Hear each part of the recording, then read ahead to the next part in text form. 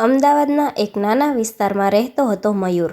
તેના પિતા રિક્ષા ચલાવતા અને માતા ઘરમાં સિલાઈ કામ કરતી. પરિસ્થિતિ સામાન્ય હતી, પણ સપનાઓ બહુ મોટા હતા. મયુરને બાળપણથી જ મશીનોમાં ખૂબ રસ હતો. જૂના રમકડાં ખોલીને ફરીથી જોડતો, તૂટેલી રેડિયો સુધારવાનો પ્રયાસ કરતો. શાળામાં શિક્ષકો કહેતા, "આ છોકરામાં કંઈક ખાસ છે." પણ 10મા ધોરણ પછી પરિસ્થિતિ કઠિન બની. ઘરની આવક ઓછી હતી. મયુરે વિચાર્યું કે હવે અભ્યાસ છોડીને પિતાને મદદ કરવી જોઈએ. એ રાતે તે ખૂબ ઉદાસ હતો. તેની માતાએ કહ્યું, "બેટા, ગરીબી કોઈ રોકાવટ નથી. ગરીબી તો તારી હિંમતને વધુ મજબૂત બનાવે છે.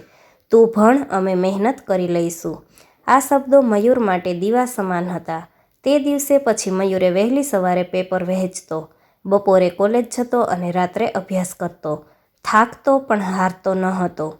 વર્ષો પછી તેણે ઇજનેરી પૂર્ણ કરી. પોતાના વિસ્તારમાં નાના ગેરેજથી શરૂઆત કરી. ધીમે ધીમે તેની મહેનત અને ઈમાનદારીના કારણે લોકોનો વિશ્વાસ જીત્યો. એક દિવસ શહેરના મોટા ઉદ્યોગપતિએ તેની કંપનીમાં ભાગીદારીની ઓફર કરી. મયુરે પોતાના માતા પિતાને કહ્યું, "આ સફળતા મારી નથી, તમારી હિંમત અને વિશ્વાસની છે." થોડા વર્ષોમાં મયુરની કંપની ઘણા યુવાનોને રોજગાર આપતી બની. જ્યારે પણ કોઈ યુવાન તેની પાસે આવીને કહે કે હું ગરીબ છું, શું હું કંઈ કરી શકું? મયુર સ્મિત કરીને કહે, "હું પણ ગરીબ હતો, પણ સપનાઓ ક્યારેય ગરીબ નથી હોતા."